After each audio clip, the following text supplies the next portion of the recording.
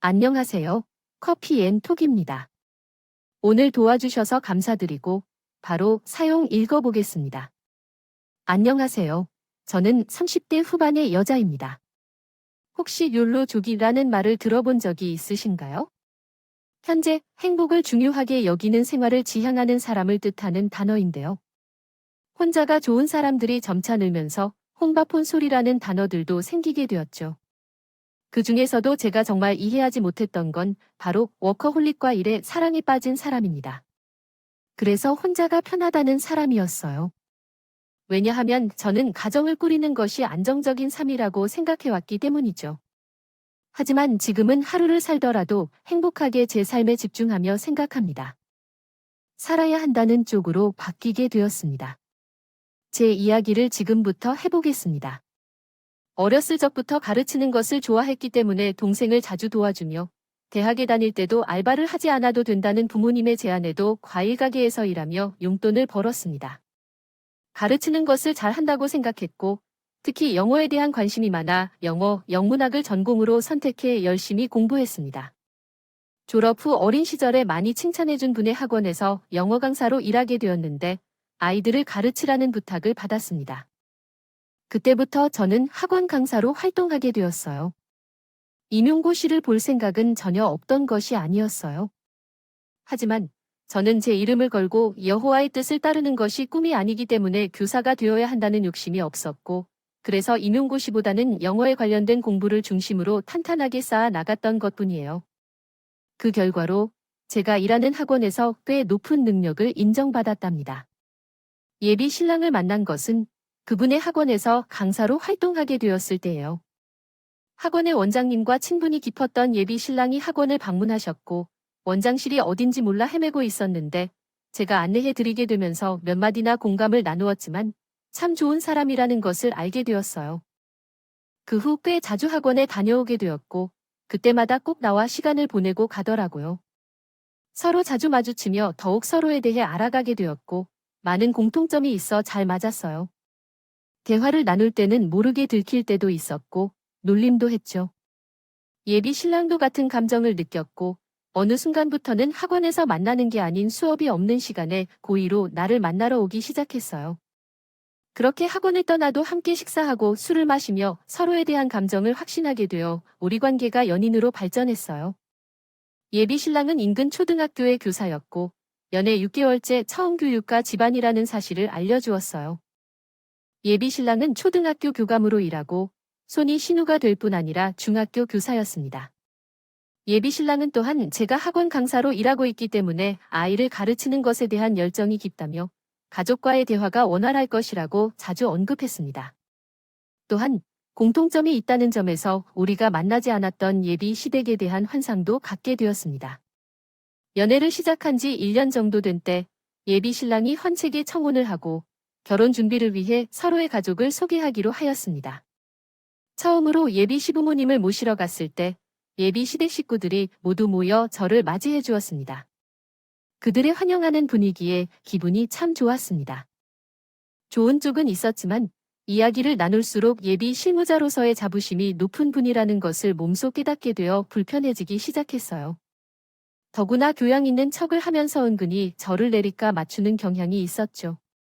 또한 애들을 가르치는 직업이라면서 통하는 것이 많을 것이라고 생각한 것은 제 아주 큰 착각이었어요.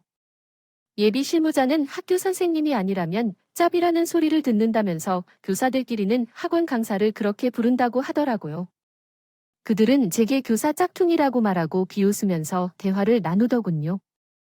하지만 예비 실무자와 어제 실무자 사이에서 예비 부부의 역할을 잘 수행하는 사람이 있어 그 정도는 감수할 수 있었어요. 저 또한 제 직업과 꿈에 대한 자부심을 유지하고 있어요. 얼마든지 가능한 다양한 직업이 있는 세상에서 그 직업에는 귀천이 없다는 것을 잘 알고 있었기 때문에 어떤 말에도 기분이 흐뭇하진 않았지만 전혀 창피할 게 아니라고 생각하는 점이었어요. 저는 몸담고 있는 일에서 최고가 되는 것이 가장 대단한 것이라고 늘 생각하려고 노력했지만 예비 시모가 자신의 직업을 진심으로 사랑하고 있다는 점을 이해하기 위해 이 글을 썼어요. 다른 사람들의 말에 휘둘리지 않고 강하게 내 의견을 피력하고 굽히지 않으면 큰 문제가 되지 않을 것이라고 생각했어요. 예비 신랑과 예비 시무의 중요한 역할을 하며 제 신념을 지켰기 때문에 믿음이 깊어져서 이 글을 쓴 거예요. 다행히 예비 시어머님은 내게 호강스러운 모습으로 들어주셔서 크게 반대하지 않았어요. 그 결과 시어머니로부터 결혼 허락을 받고 얼마 후에는 시아버지의 고향으로 인사를 가게 되었죠. 부모님은 예비 신랑의 집안에 대해 따로 묻지 않더라도 시아버지가 처음 물어보신 것은 예비 신랑의 건강 상태였어요. 우리 부모님은 예비 신랑의 모습에 귀하신 손님으로 대해 주시면서 이런 생각이 들었어요. 이 남자와 결혼하면 이런 행복을 부모님께 선물할 수 있는 거구나 라는 생각에 가슴이 벅차오르더라고요. 시무에 대한 걱정은 더 이상 할 필요가 없을 것 같아요. 겠다고 생각할 만하군. 그렇게 양부모와 상의 끝에 우리는 상견례 날짜를 잡게 되었다. 상견례를 하기 며칠 전 엄마와 예비 시무가 우연히 만나게 되었다. 그날은 예비 신랑, 그리고 엄마와 함께 식사를 하기로 해 만났더니 우연히 예비 시문과 마주치게 되었다. 우리 모녀와 예비 신랑이 함께 있는 모습이 마음에 들지 않은 예비 시문은 툴툴대며 안 좋은 소리를 했다. 결혼식을 올리기도 전에 벌써부터 내 아들을 처갓집 머슴으로 만들려는 건 역겨웠다. 어머니, 5번째로 와주세요. 너가 하는 행동은 너무 불편해. 귀한 아들을 데리고 어떤 고생을 시키려 하시나요? 사돈 데릴 사일 아니라는 말씀씨 아니니 염려하실 필요는 없습니다. 만나 뵈었으니 근처 카페에서 함께 앉아 티타임을 즐길까요? 엄마가 기분이 상해서 예비 시모를 보내기에 마음이 걸리는데 거절은 아니하셨습니다. 근처 카페에 함께 앉아 담소를 즐겼지만 얼마나 어색한지는 한참이나 지속되었습니다. 그 어색함 속에는 예비님의 관심이 느껴졌습니다. 저는 초등학교 교감을 맡고 있는데 예비님은 어떤 직업을 가지고 계시나요? 아직은 상경회선이기에 편하게 답해 주셨습니다. 부르러 갑니다. 부인에 대해 말씀하시는 겁니까? 저는 주부이기는 하지만 일도 하면서 봉사활동을 하고 일주일에 한 번은 방범 순찰을 합니다. 무료 급식소에서 봉사를 하거나 음악회를 감상하기도 합니다. 그것이 큰 보람을 느끼게 해요. 아, 그러세요. 하기에 팝을 하는 것이 아니라 다른 활동에 참여할 거예요. 그 후에 시 진행될 거예요. 예비 시아버지는 저희 엄마의 말을 듣고는 피식거리며 비웃으면서 말했다가 상견례 날 보자고 말하고 자리를 뜨고 나갔어요. 예비 신랑의 행동에 엄마의 표정이 조금 굳어지더니 고개를 끄덕이며 피곤한 상태로 집으로 돌아갔습니다. 엄마를 모셔다 주고 예비 시어머니의 행동에 대해 엄마가 어떻게 느꼈는지는 알 수 없었습니다. 상처를 줄 것 같다고 말하자 미안하다고 해요. 나쁜 뜻은 없을 거라고 말했으면서 자신의 엄마를 비하하는 것도 빼놓지 않았어요. 저는 꽤 기분이 안 좋았지만 더는 내색하지 않았죠. 긁어서 상처를 만들고 싶지 않았기 때문이죠. 그렇게 시간이 흘러 상견의 날이 되었어요. 제 부모님은 중요한 날이라 놓치면 예가 아니라며 이른 아침부터 분주하게 준비하셨죠. 우리는 약속한 시간 30분 전에 장소에 도착하여 준비한 시댁 식구들을 기다렸어요. 그러나 약속 시간이 한참 지나도 상현이 나타나지 않자 시간이 흐를수록 무슨 일이 생긴 건지 걱정이 시작되었어요. 한편으로는 일이 생겼다기보다도 그렇게 우리 가족을 기다리게 만드는 것이면 가만히 있는 것을 참지 못하겠다는 마음으로 20분 정도 기다렸습니다. 예비 신부에게 연락을 했고 다른 날도 아닌 상견례 당일 늦은 이유를 예비 시무가 어제 회식을 하고 늦게 자서 준비가 늦어졌다고 말했습니다. 물론 죄송하다고 하며 지금 빨리 가고 있어서 곧 도착할 수 있다고 했지만 늦을 것 같았다면 미리 통보를 해야 했던 예비 신랑도 고작 상견례 전날과음으로 인해 약속을 어기는 무책임한 행동을 한 것으로 인해 불쾌함을 느꼈습니다. 다른 날도 아니고 양가 식구가 한 가족이 될 자리에서 이런 일이 발생했는데요. 정말 기본적인 예의를 갖추지 않은 집구석이었어요. 일찍부터 준비하고 연신 긴장한 채로 예비 시댁 식구를 기다리고 있는 부모님의 모습에 저는 미안함과 함께 화가 났어요. 이때부터 이 결혼은 엎어야 한다는 생각이 들었어요. 인생 3세판이라고 3번 정도 지켜봤는데 이번이 딱 3번째로 왔거든요. 이때 제 심정은 말로 표현할 수 없을 만큼 혼란 그 자체였어요. 나와 예비 신랑 둘만 좋아서 하는 것이 결코 아니라는 생각이 들었고 결혼은 집안과 집안의 만남일 한 만큼 딱 맞는 말이란 걸 깨닫게 되었어요. 12시에 만나기로 약속한 시간을 정해놓고 온 것은 식당 직원뿐이었죠. 음식이 내려온 것을 확인하고 싶어서 수차례 나가봤습니다.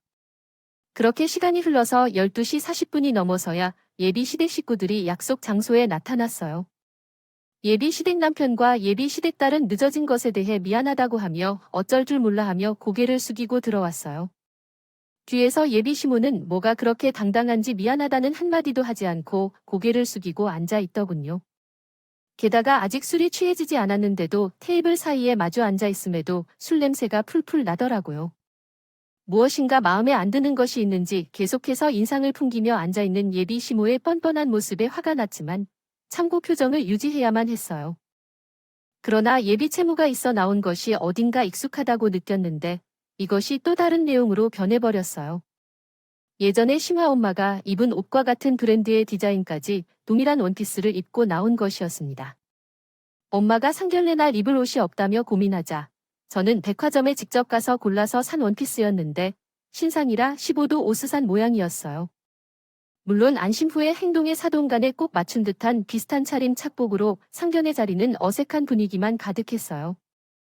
이에 우리 아빠가 분위기를 환기시키기 위해 밝은 목소리로 웃으며 엄마와 예비 신랑이 같은 옷을 입었다고 언급하자 아빠의 말에 맞장구 쳐 예비 신랑 역시 이런 우연한 일이 있다며 우리가 인연은 이라고 말씀하였습니다. 인연이었나 보다. 처음 만난 날부터 마음에 들었던 이유가 다 있었나 보다. 너스레를 떨며 웃는 너의 모습이 눈에 띄었어. 우리는 서로 어색한 웃음을 지으며 대화를 나누었고 그 과정에서 너는 예비 시험을 혼자 똥 씹은 듯한 표정으로 대답을 피했고 나는 내 출신에 대해 이야기하지 않았어. 그렇지만 너의 비웃음 가득한 목소리와 대화를 나누는 모습은 정말로 즐거웠어. 내가 짜증이 나서 내 옷을 괜히 봤다고 말했더니 당장 벗고 싶은 생각이 들었어. 그런데 왜 다들 웃으며 뭐가 웃긴 거지? 너희 예비 시모가 그 말에 참으로 더 이상 참을 수 없어서 분위기가 급격히 싸늘해지는 것을 느꼈어.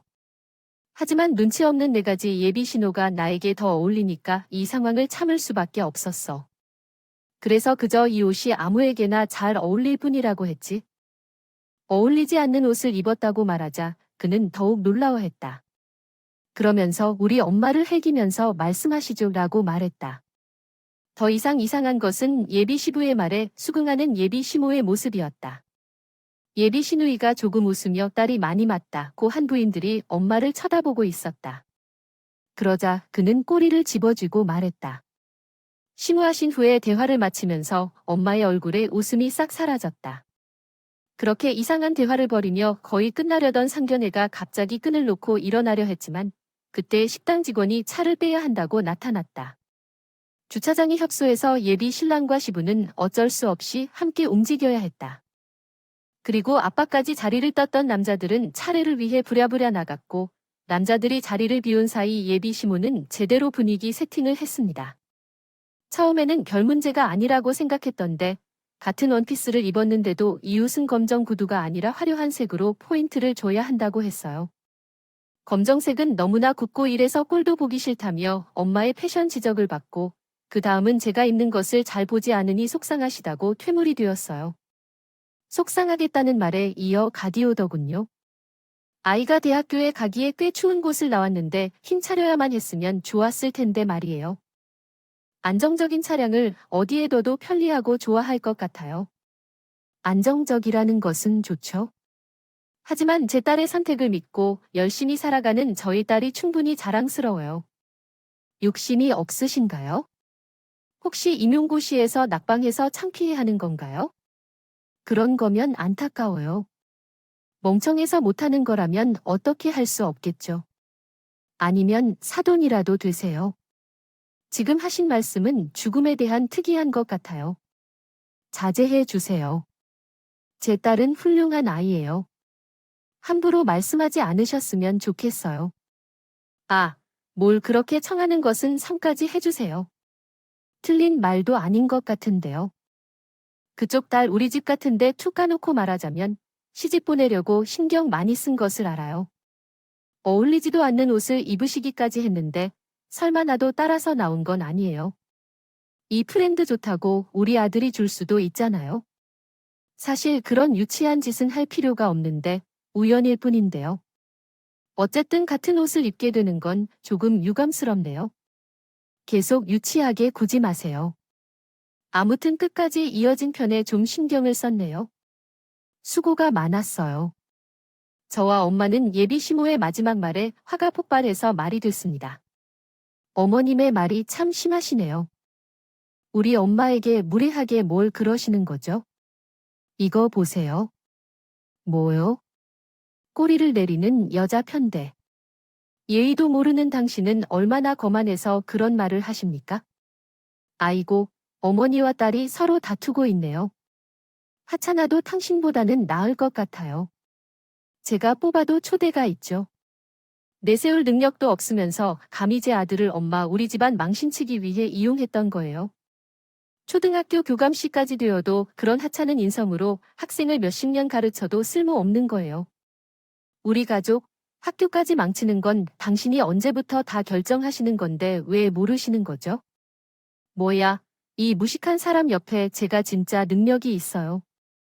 부모가 없는 딸까지 성장하여 우리가 함께 거둘 것이니 앞으로도 힘들어도 부족할 것이 없다고 해 어쩌면 능력이 없다고 생각합니까? 다른 일을 할 수 없겠습니다. 상대의 책임을 떠안겠습니다. 정말로 소홀히 해도 괜찮습니다. 정신없는 여자가 말을 하는 것처럼 보이지 않나요? 이 결혼을 불필요하다고 생각합니다. 당신과 같은 이해력조차 못하는 산적인 신세에서 고생하고 있는 것은 죽어도 못 바꿀 것입니다. 모든 것을 다해도 괜찮습니다. 우리 모녀는 예비 시부모와 갈등을 겪었지만 결국 결혼을 하기로 하고 용기를 내며 식당을 나왔습니다. 예비 신부는 우리의 말에 놀라지도 않고 오히려 더 나아졌다고 말하며 우리가 들으라는 식으로 큰 소리로 말해 우리를 따라 나갔습니다.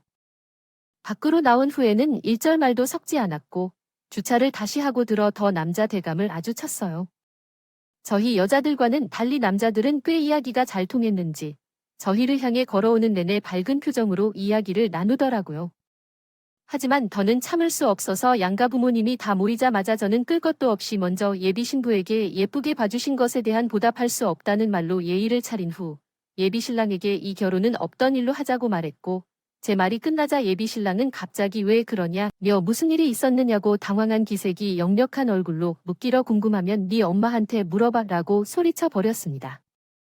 제 말을 듣고 있던 예비 애인 씨도 제가 듣는 앞에서 그런 사람과 결혼하려고 목숨을 걸지 말라고 하며 예비 신랑과 예비 시어머니에게 피곤하니까 빨리 집으로 가자며 운전을 하라고 시키더군요. 그렇게 예비 신랑은 제가 발언한 이유도 제대로 알지 못한 채 저에게 연락을 하라는 말을 남겼고 함께 차에 올라타며 가족들과 함께 출발할 준비를 했습니다. 나도 마무리가 끝나자 그들이 잘 가든 말든 상관도 쓰고 싶지 않아 빨리 그곳을 떠나고 싶었지만 이상하게도 엄마가 시댁차에 타는 예비 시어머니의 뒷모습을 손꼽아 보고 있는 것 같습니다. 화가 나는 것을 참고 있던지라 마음이 여유 없어서 계속해서 엄마에게 빨리 가자고 다그쳤지만 엄마는 그 자리에 망부석이 된 채 가만히 시댁차를 바라보고 있었어요.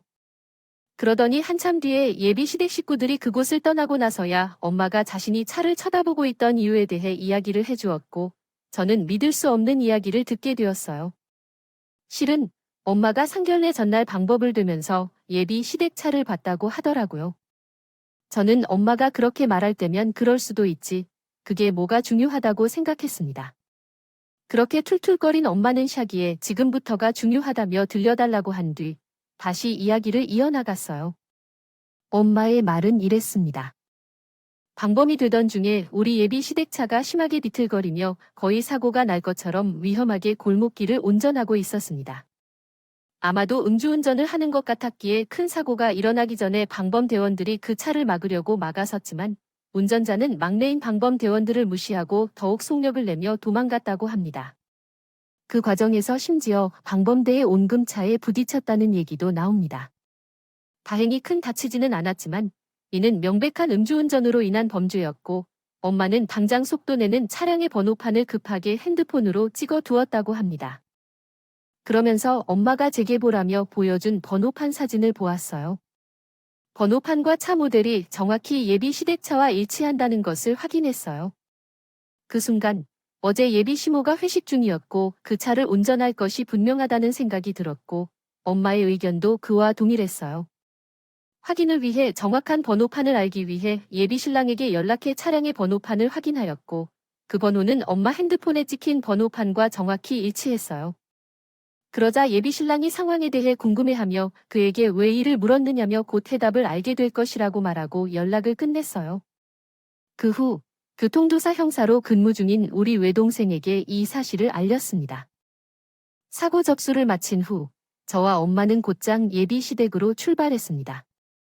식당에서 예비 시댁까지는 자차로 이동했는데 고작 20분 남짓 걸렸습니다. 이 짧은 거리를 오는 동안 우리를 오래까지 기다리게 한 그 생각이 화가 솟구쳤지만 시한폭탄을 선물하기 위해 오고 있다는 것을 스스로 달래며 이를 통해 제대로 예비 시댁과의 관계를 정리하고자 했습니다. 예비 시댁에 도착해서 현관 앞에서 벨을 눌렀고 인터폰에 나타난 저와 엄마를 보고 예비 시댁 식구들이 깜짝 놀란 것 같았습니다. 저희의 방문이 달갑지 않았던지 인터폰을 통해 저희에게 대한 생각을 던져보는 것 같았습니다. 비난을 퍼붓는 예비 시어머니의 목소리가 눈에 띄게 나왔어요. 그전까지는 기분을 상하게 하는 말들이 있었지만 신경 쓰지 않았습니다. 잠시 기다리자 예비 신랑이 문을 열어주었어요. 어째서 상견례 자리를 떠나자마자 집으로 찾아오는 것인지 물으니 예비 시어머니는 고해 할 말이 있다며 찾아왔다고 말했고 잠시 들어가게 해달라고 부탁했고 예비 신랑은 영어를 모르는 어리둥절한 표정이었지만 들어와라며 비켜주었어요. 저와 엄마는 전날 있었던 일에 예비 시어머니 가족이 모여 있는 거실로 가서 중요한 이야기를 했어요. 우리 엄마가 어려웠던 이야기를 전해주었어요. 어머님께 필히 전해드리기 위해 이렇게 했어요. 나는 이렇게 말씀드리기 전에 오빠분이 계신지 알려주셔야 합니다. 저희가 불을 직접 드리게 돼 유감스럽습니다. 왜냐하면 어제 저희가 타워 바닥마당에서 무슨 이야기가 남아있는지 알고 싶어 했거든요. 정말 굳이 할 만한 말이 따로 없네요. 무슨 말이냐고요? 대처해야 할 상황이라 빨리 집으로 가야겠어요. 어젯밤 우리 동네 한 골목에서 자리를 잡은 방범 대원들과 함께 음주운전 차량을 발견했습니다. 차량을 보자마자 그것이 음주운전 차량이라는 것을 알 수 있었어요. 그 차량을 막기 위해 힘겹게 노력했습니다. 대원이 치인 사고까지 당했습니다. 그리고 어제 본 차가 아주 신기하게도 상견례에서 타고 온 그 차였어요. 어제 회식 때 운전하신 분이 사돈이었죠. 무슨 말을 하는 거야? 나 클렌짓을 했을 리 없지만 초등학교 때 광교육자로 약간 감이 있고요. 내가 음주운전을 하거나 하는 사람으로 알고 계신 건 아니죠. 어머니, 술 마시신 사실을 솔직히 얘기해 주세요. 이것은 피해갈 수 있는 문제가 많다는 걸 인정해야 합니다. 엄마, 무슨 소리예요? 어제 우리 집에서 술을 마신 사람은 엄마뿐이라고요. 이야기하는 내용이 전부 사실이에요. 이게 뭔 소린지 몰라. 아까 생기고 난 후에 사고인가 말다툼이 있었는데 그걸 마음에 안 들게 갖고 10가지 찾아서 그러는 거라고. 소용없는 소리 하려면 짝짝 돌아가야 해. 환경의 손에서 코를 못 올릴 순 없어. 이미 경찰에 신고했어. 만약 사돈이 아니면 다른 가족 중에 있는 거겠지. 명예훼손으로 고소할 수 있다면 하세요. 저는 사돈의 명예를 실추시킨 적이 없으니까. 보자고 하니까 증거 있어? 증거 있냐? 친구가 없으면서 마구 신고한다고 경찰이 타받아준다는 건 잘 알아. 태아 미국 형차들이 그렇게 한가한 줄 아냐고, 이 무식한 것들아. 그쪽에게는 유감일 거야만. 내 동생이 교통경찰이야. 그것도 매우 능력 있는 일인데요. 대한민국에서 발생한 범죄와 관련된 범인을 잡는 일은 경찰이 하는 것 아니겠어요? 증거로 어떤 것을 원하세요? 사건이 발생한 장소의 사부인이 운전하는 차량이 포함된 사진을 보여드릴까요? 아니면 음주운전을 하고 있는 차량 모습이 담긴 동영상을 보여드릴까요? 무슨 말씀이신지, 이건 제 동생의 명함이에요. 필요하실지 모르죠. 그렇게 말씀하시면 조금 곤혹스럽네요. 사진과 동영상도 이미 제공했고, 이제 사건이 신속하게 처리될 것입니다. 정말 다행이네요. 범죄자가 초등학교에 잠복하여 있는 모습만 상상해도 가슴이 두근거려요. 너무나 비참한 상황입니다. 부탁드려요. 한 번만 제대로 보아주세요. 오늘 있었던 매우 무례한 일로 인해 미안합니다. 통신사분들께 참고 사정없이 한 것이라고 말씀드리고 싶어요. 술은 만료되어 있었고 예비 운전자는 외삼촌의 명함을 받고 얼굴이 창백해졌습니다. 사진과 동영상 증거까지 보여주자 맥주풀이 올라가듯 온몸이 전율했고 바들바들법하며 주저앉아 엄마께 한 번만 봐달라고 얼거덕거렸습니다. 하지만 교통위반부터 사고까지 입힐상해를 얻을 거란 건 이야기가 아니죠. 엄마의 치마자락을 붙잡고 추하게 울음을 터뜨리며 원하는 대로 예비 운전자 그리고 그 모습을 지켜보던 예비 시댁 식구들의 행동에 대해 4가지 점을 언급하겠습니다. 처음으로 말도 안 된다고 말하기에까지 영혼을 들었다. 그들은 증거물을 모두 제시했음에도 불구하고 우리를 믿을 수 없다고 주장했다. 그들은 당장 사라져 달라고 요구했으며 심지어 고래고래 소리를 지르며 우리에게 저주를 내뱉었다. 두 번째로 예비 신부는 우리가 언젠가 큰 사고를 칠 것으로 생각했다는데 한숨밖에 못 쉬었다. 굳이 예비 후보가 아니라고 할 정도로 황당한 상황이었다. 또한 예비 신랑도 우리에게 큰 반발을 보였고 우리가 친분 관계를 발전시키기 위해 엄마와 사제들의 연락처를 알려달라고 요구했다. 마지막으로 우리가 이 집에 더 머물 필요성을 느끼지 못해 만약 우리가 명예를 훼손했다고 신고하려 한다면 그들이 우리가 법을 어기면 적법한 처벌을 받을 것임을 알려야 한다. 눈을 감은 채 주는 것도 범죄인 것이 아니라는 사실 우리는 그러한 죄를 지을 수 없다고 주장하며 시모에게 자신이 범한 행위에 대한 책임을 꼭 지는 것이 당연하다고 말했습니다. 만약 잘못이 없다면 공정한 법이 판단을 해줄 것이고 그렇지 않다면 공정한 법적 처벌을 받길 바란다는 말을 남기고 예비 시댁을 떠났어요. 그날 책을 읽은 후 예비 신랑이 몇 번이나 책을 찾았어요. 대원에 관한 이야기를 하는 줄로만 알았던데 사람의 이야기는 끝까지 들어봐야 한다는 거죠. 결국 자신의 엄마가 감명을 받을 수 있도록 외삼촌에게 잘 전해달라고 부탁했습니다. 그리고 뻔뻔하게 파워사에 관한 이야기까지 꺼냈어요. 예비 시무가 한 대로 말을 해주는 것과 관련하여 행동이 다치지 않았으면 좋겠다고 말하면서 말씀하셨다. 예를 들어 B씨 가족들이 저에게 울고신이 더욱 마음에 들면 꼭 며느리로 삼아야겠다고 말씀하며 자신의 집처럼 아껴주고 사랑해주는 사람들이 부족한 사람에게는 꼭 필요한 존재이며 어떻게든 초대해 결혼하도록 강요한다고 하셨다. 그 말에 저는 예비 신랑 앞에서 시어머니에게 전화를 걸었다. 예비 시어머니는 가족의 연이 도달하면 좋겠지만 이런 집에 와달라고 할 수 없다며 그저 미안한데 만족해야 한다고 말씀하셨다. 가족이 되지 못했지만 항상 응원하겠다고 하셨다. 예비 신랑은 20살을 핑계로 거짓말을 한 것이었다. 저는 예비 신랑과 우리 관계에 대해 평화롭게 이야기해야 했다. 종이부인 찍기 위해 단호하게 이야기했어요. 자식은 부모의 거리란 말이 있어 그런 부분에서 나는 엄마를 많이 닮았죠. 물론 아버지님도 참 좋은 분이에요.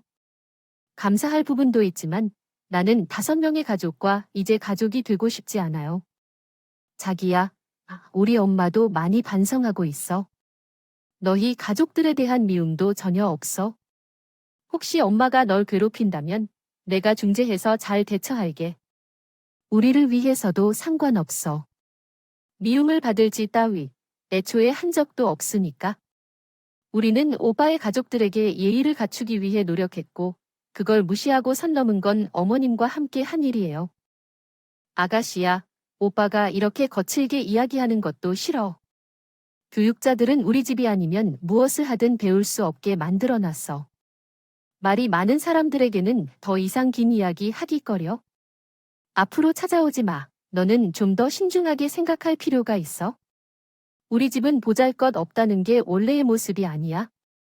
후회하지 말고 다시 잘 생각해봐. 그리고 나에게 의지하지 마. 나중에 후회하게 될 거야. 우리를 이제 잊지 말고 끝내자. 질질 끌면 상황은 더 좋지 않아질 뿐이야. 솔직히 말해서 내 돈이나 나, 가족까지 싫어해. 진짜로 버려야 할 것은 특히 내 엄마나 동생을 보며 소름 끼죠. 화야 얼핏 의심하고 있지만 망설이는 상대에게 당신이 이해되었는지 알겠어요. 여기까지 우리 다 끝이야. 매장의 끈을 잡으려고 노력했던 예비 신랑도 이런 식으로 몇 차례 거절을 당한 후로 더 이상 찾아오지 않았어요. 가끔 연락은 오지만 무시하면 그만이었어요. 얘기해보니 시댁과의 관계도 다 끝났다 생각했을 때 우연히 3달 후 길 가다가 예비 신부를 마주쳤어요. 그는 나를 알아보고 모른 척 지나가며 침수를 뱉으며 걸음을 멈췄어요. 예비 신부와 눈을 마주치자 그의 집안을 엉망으로 만들어 놓고 행복한가 물었어요. 저는 밝게 웃으며 행복하다고 대답했어요. 이런저까 싫었는지 이내 발걸음을 멈추면서 질린다. 발을 빈 깡통처럼 밟아주는 말들이 흘러나왔어요. 재수가 없다며 비방을 쏟아내고 스쳐 지나가는 그런 상황에서 예비 시인을 불러서 닭다리를 나눠줬어요. 내 거울은 엄마라는 아이에 배울 것이 정말 아니겠다고 말했어요. 쟤 때문에 집안이 엉망이 돼버린 것이 아니라 원래부터 이 집안이 어려운 상황에 처해 있었다는 말을 하고 다시 걸음을 옮겼고 예비 시인은 분이 풀리지 않는지 알아듣기 어려운 욕설을 퍼부었어요. 마음을 담담하게 놓지 못하면 받아들이게 될 거라고 말한 예비 시인 모두 예비 신호도 모두 이번 일을 통해 깨달을 수 있었으면 하는 바람을 풀어놨어요. 마주치자 흥분한 예비 시인이 자신의 엄마가 겪는 상황을 호흡을 가라앉혀 전달했어요. 말씀하신 내용을 정확히 이해했습니다. 아래는 수정된 한국어 버전입니다. 주신 정보와 최근 외삼촌의 이야기를 토대로 예비 시모의 행동에 대한 모든 세부 사항을 알게 되었습니다. 엄마와 함께 이도 원주 방법을 소개해주는 초등학생 손주를 둔 분께서 그날 있었던 사건을 우연히 며느리에게 전하셨습니다. 그 부부의 자녀가 다니는 학교가 예비 시모가 교감으로 계신 그 초등학교였다는 사실을 알고 예비 시모의 행위가 즉시 학교 내로 번지면서 학부모들이 되돌아서게 되었습니다. 그 학교에 그런 사람이 있어 자신의 자녀를 믿고 보내기 어렵다며 항의가 쏟아지고 있다고 합니다. 아무것도 모르고 출근하던 선생님은 학교 내에서 정확한 배경을 파악하지 못한 채 많은 선생님과 학생들을 상대로 적반하장을 세웠는데 이는 물론 교장에 대한 제대로 된 해명이 필요합니다. 진도 차지하지 못하고 중단되어 버려 이미 교육청에 도해 능숙 전문가로 알려져서 두 번째 낳은 것이 고장 싫은 것이 사실이었습니다.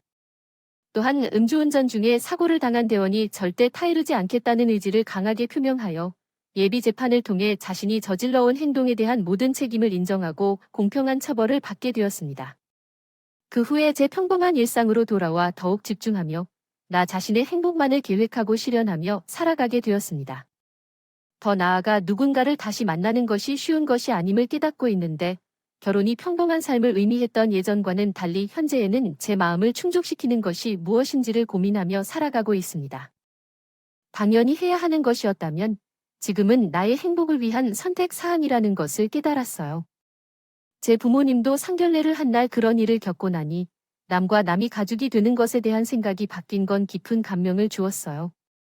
결혼해서 알라 돈 오산이라며 걱정하던 모습은 온데간데 없이 그저 지금 가장 하고 싶은 것을 하면서 행복한 삶을 살라고 말씀해 주십니다.